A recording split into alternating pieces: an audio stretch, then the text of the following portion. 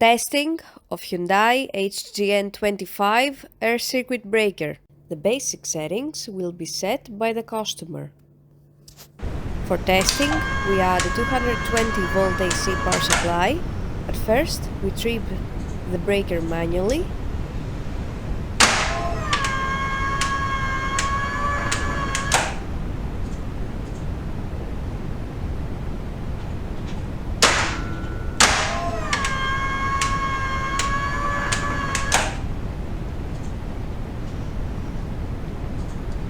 Then we trip the breaker with the help of the UVT. Next, we perform a short time delay test, and the breaker trips almost instantly.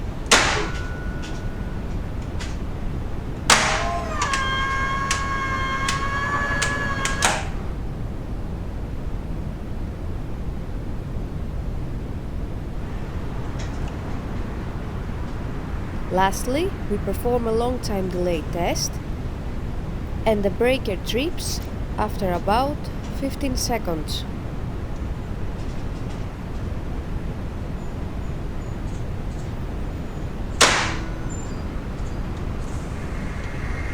It is now clear that the air circuit breaker is working successfully and is ready to be delivered to the customer.